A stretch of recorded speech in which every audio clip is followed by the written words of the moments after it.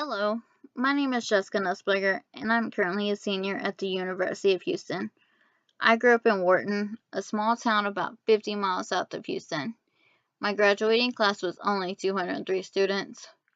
After I graduated high school, I was unsure of what I actually wanted to do with my life, so I went with the norm and I got my associates in accounting. After looking at numbers now for some years, I have decided it's not actually what I want to spend the rest of my life doing.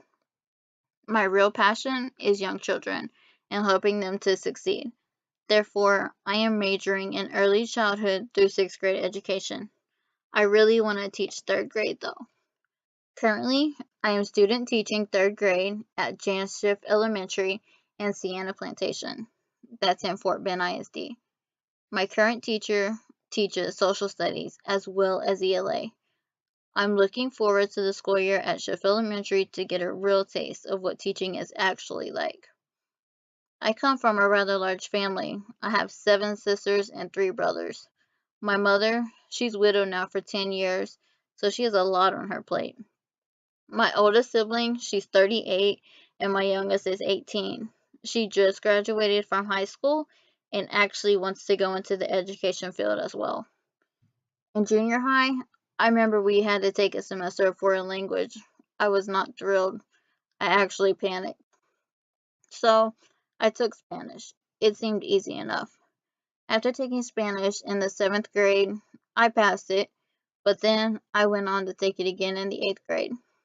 I still had not accomplished much with the language, so I took Spanish again in high school for another 2 years.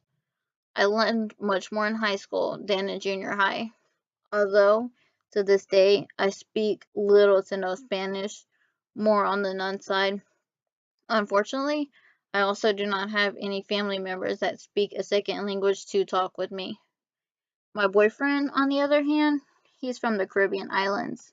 His family speaks both French and Dutch.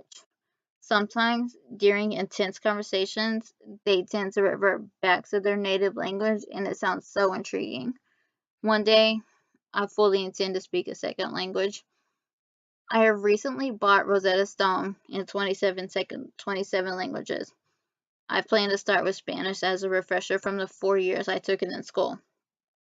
Not only that, but also the past couple of summers, we have been fortunate enough to visit the Caribbean islands, and I've experienced a great deal of the French language being spoke. At times, it's awkward for me because I do not speak the language, so I just have to sit there and listen. I believe second languages are best learned through experiences and culture. Being around those that speak a different language and conversing is a great way to learn the second language. Language impacts the daily lives of members of any race, creed, and region of the world. Language helps express our feelings, desires, and queries to the world around us. Words, gestures, and tones are utilized in union to portray a broad spectrum of the emotion. The importance of communication is often overlooked. Despite our great powers in communication, misunderstandings and mistranslations are often commonplace. In order to travel the world, whether for business or pleasure, a desire and willingness to adapt to new cultures and methods are necessary. Adaptability, of course, includes the ability to communicate with new people in various dialects. Being unable to communicate in a country is often living in a serious impairment, and it's difficult and near impossible to adapt and get along with new people if there's no way to communicate with one another. In order to prepare our nation's children for the next generation of future entrepreneurs, doctors, scientists, and engineers, we must foster an environment from a young age that promotes a multilingual language.